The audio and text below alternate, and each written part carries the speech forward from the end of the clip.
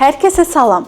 Bugün Ekobom mətbəxində Life Kitchen layihəsində qonağam. Sizin üçün əla bir alma piroqu hazırlayacağam, amma əvvəlcə özüm üçün kofe hazırlayım. Əvvəlcə sizi Bompaninin kofe maşını ilə tanış edim. Deməli, maşının alt hissəsində belə bir bölmə var ki, hansı ki fincanları isti saxlayır və fincanımızı götürüb kofemizi hazırlaya bilərik. Bu aparatda siz həm cappuccino, həm latte, espresso hazırlaya bilərsiniz. Mən özüm üçün espresso hazırlayacağam.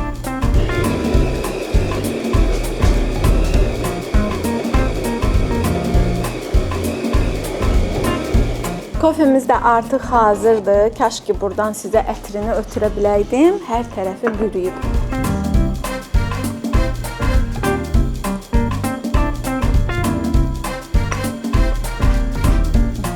Və artıq piroqun hazırlanmasına başlaya bilərik. Bunun üçün bizə əvvəlcə almaları doğramaq lazımdır.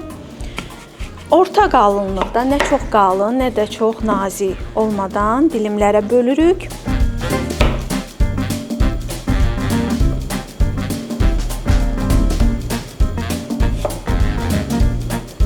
Və qeyd edeyim ki, eyni bu reseptlə yay aylarında bu piroqu şaftaldan da hazırlaya bilərsiniz. Qış aylarında, soyuqlarda isə mən xüsusilə almadan hazırlayıram.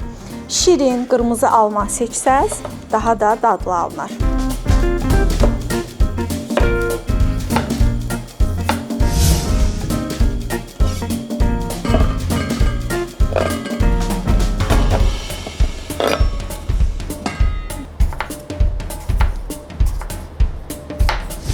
Mənim qəlibim təxminən 28-30 sm-lik olacaq və ərzaqları ona uyğun istifadə edəcəm.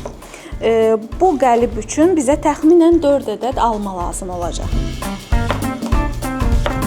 Kifayət qədər böyük piroq alınır. Əgər istəsəz ki, daha balaca ya da daha böyük eləyəsiniz, onda ərzaqları 2-yə vurub ya da 2-yə bölə bilərsiniz.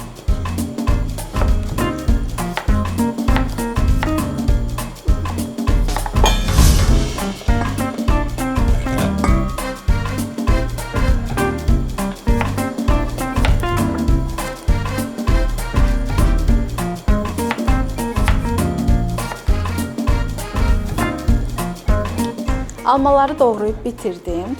İndi isə qəlibə düzmək vaxtıdır. Bu formada qəlibin alt hissəsinə yağlı kağız sərib, üzərinə almaları düzürük.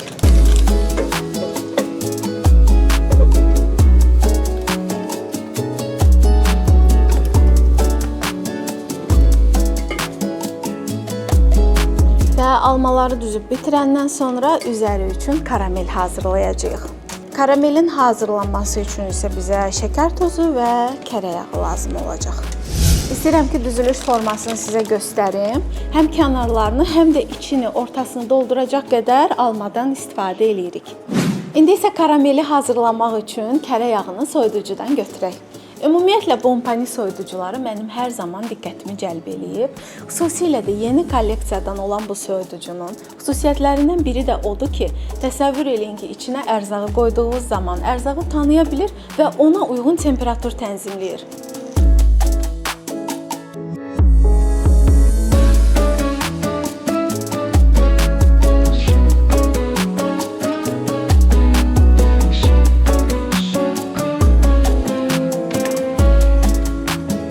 Qazı yandıraq. Ərzaqları sizə stəkan ölçüsü ilə verəcəyimə görə şəkər tozunu əvvəlcə stəkana tökürəm. Bizə 1 stəkan şəkər tozu lazım olacaq.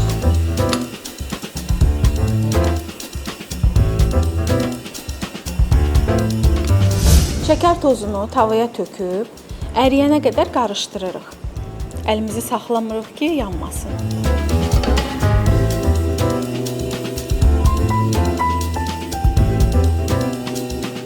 Şəkər tozu əriyənə qədər kərə yağından da 50 qram kəsib şəkər tozunun üzərinə əlavə eləyəcəm. Şəkər tozumuz artıq əriməyə başlayıb. Gözləyəcəyik ki, təxmini qəhvəyi karamel rəngi alsın, sonra yağı əlavə eləyək.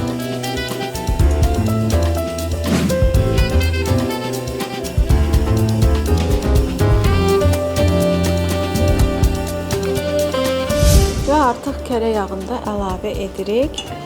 Kərə yağı ilə də bir yerdə yaxşı-yaxşı qarışdırırıq.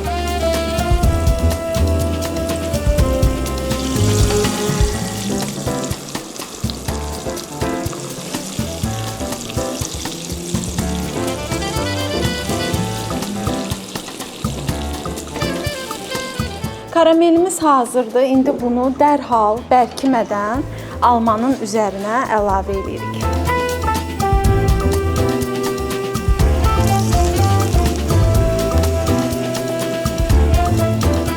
Karamel bilirsiniz ki, tez bərkiyən bir şeydir. Ona görə də dərhal almanın üzərinə əlavə edirik ki, bərkiməsin. Hər tərəfinə yayılacaq şəkildə fırladırıq. Kofem soyulmamış, biraz da içim. İndi isə artıq xəmiri hazırlaya bilərik.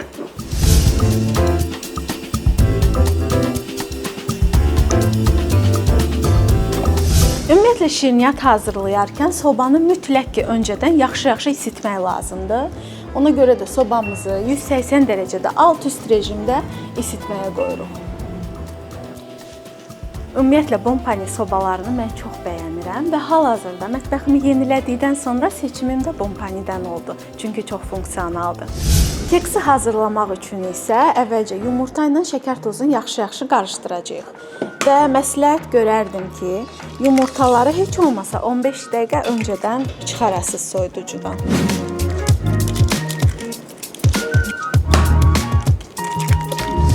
İndi isə yumurtanın üzərinə şəkər tozunu əlavə edəcəm.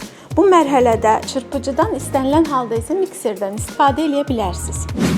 Mən bugün çırpıcıdan istifadə edirəm və ağarana qədər yumurta ilə şəkər tozunu yaxşıca qarışdırıram.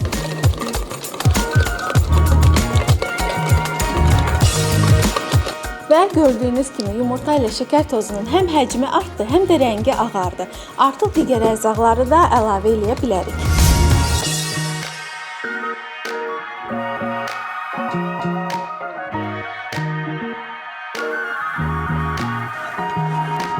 Və növbəti olaraq südü əlavə edəcəyik.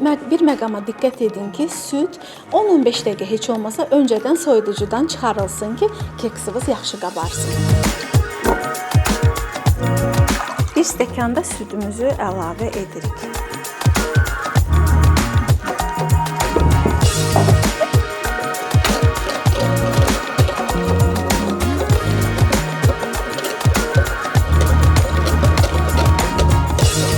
Süddən sonra da bir stəkanda duru yağ əlavə edirik.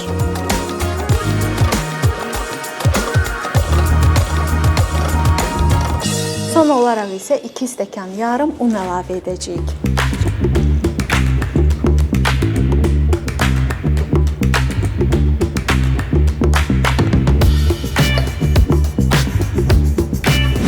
Və təbii ki, unu əlavə edərkən vanillə qabartmanı da əlavə etməyi unutmuruq.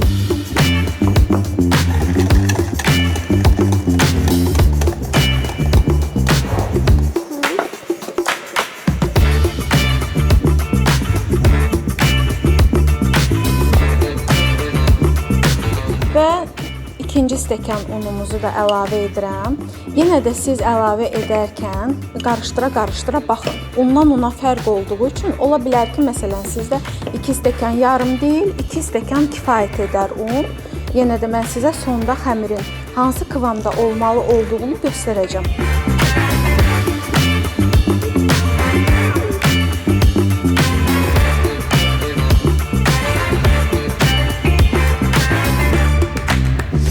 Baxın, gördüyünüz kimi nə çox qatı, nə də çox duru xəmir alındı. Qabartmalı xəmiri çox gözlətmək olmaz. Ona görə də dərhal almanın üzərinə töküb göndəririk sobaya.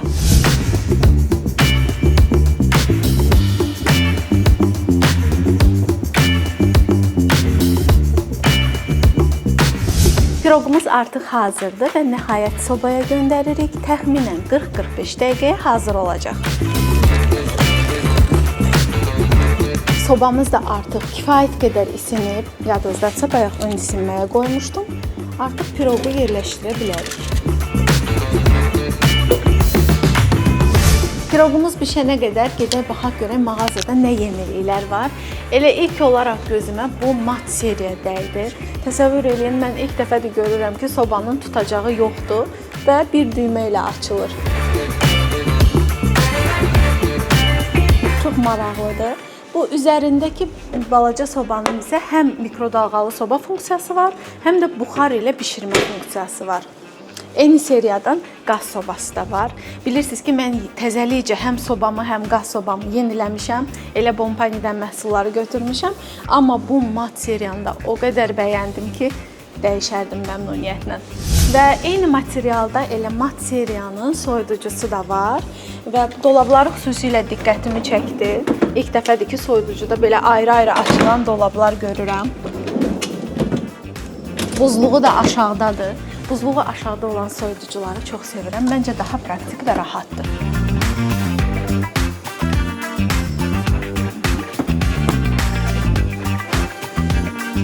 Və burada da bir dənə qabuyan maşın gözümə dəydi.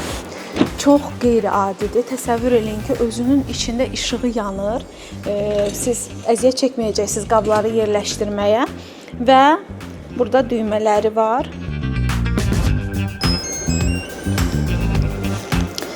Bütün funksiyalarını şəkillərlə, rəngli formada görə bilirsiniz.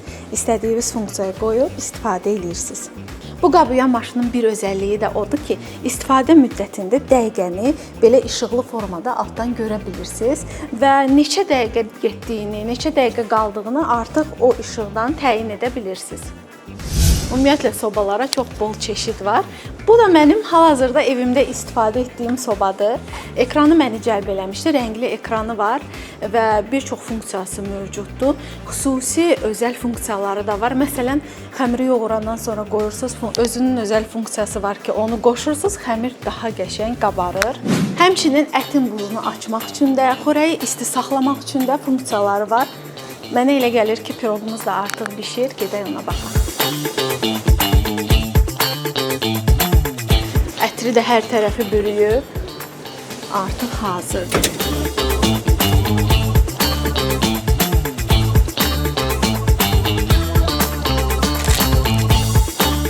O qədər ətirli piroqdur ki, hər yeri bürüyüb. Bu piroq tərsinə piroq olduğuna görə, yəni almalar alt təbəqədə yerləşdiyinə görə indi piroqu çevirəcəyik. Belə bir siniyə çevirəcəm indi. Görək necə alınacaq çevirmək. Biraz qəlibimiz istidir hələ. Hoppa, məncə alındı. Belə. Artıq qəlibi aça bilərik. Axışqan karamelli çox dadlı piroqdur. Çayımız da dəm alıb, indi dilimləyib süfrəyə təqdim eləyəcəm. Biskviti yumşaqdır və əsas özəlliyi də odur ki, qaldıqca da biskviti bərkimir. Yəni sabahsı gündə rahatlıqla yeyə bilərsiniz. Dadına baxın görüm necədir. Çox ləzzətli alınıb. Məsləhət görürəm ki, siz də hazırlayasınız. Və əlbəttə ki, piroqun, keksin yaxşı alınmasının əsas məqamlarından biri də sobadır. Bompani bugün özünü doğrultdu. Piroqumuz mükəmməl alındı. Növbəti görüşlərədək sizinlə bugün sağollaşıram. Gələn dəfə Ekobon mətbəxində nə hazırlamağımı istəyirsinizsə, rəylərdə qeyd etməyi unutmayın. Sağ olun, hələlik.